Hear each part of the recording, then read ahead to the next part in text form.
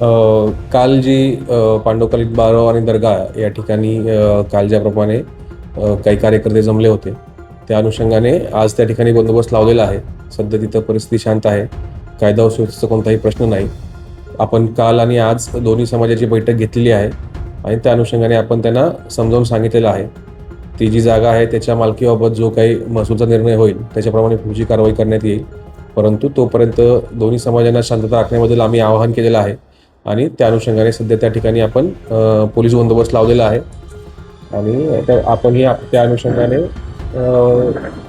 आपल्या माध्यमातूनही आम्ही आवाहन करू इच्छितो की सर्वांनी या ठिकाणी शांतता ठेवावी. कुणीही कोणत्याही प्रकारचं वक्तव्य किंवा काही करू नये जेणेकरून शांततेचा भंग होईल. काल खरं तर त्या ठिकाणी निवेदन आले होते, म्हणजे काय प्रकरण घडलं कालच्या वेळेस? ते काल जी गोष्ट घडलेली आहे किंवा काय त्याच्याबद्दलचा तपास चालू आहे. त्यानंतर तपासानंतर पुढचं जे काही असेल ते योग्य ती पावलं उचलली जातील. खासदार कुलकर्णी काय सूचना तुम्हाला दिल्या त्यावेळेस त्यांनी पाहणी केली त्यावर तुम्ही काय तुम्ही सूचना केली? नाही, त्यांनी पाहणी केलेली आहे, परंतु पोलिसांना ॲज त्याच्या काही सूचना नाही आहेत.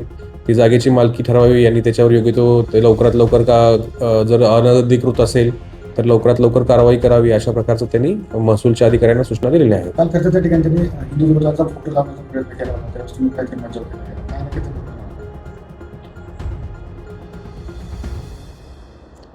त्या ठिकाणी एका कार्यकर्त्याने ते फोटो घेऊन आलेला होता, परंतु आपण तो फोटो लावण्या अगोदरच तो फोटो ताब्यात घेतलेला होता. त्याच्यामुळे त्या ठिकाणी तसा कोणताही प्रकार झालेला नाही. आपण तो फोटो त्या कार्यकर्त्याकडून योग्य वेळी ताब्यात घेतलेला होता. धन्यवाद. थँक्यू. किती दिवस बंदोबस्त राहणार आहे?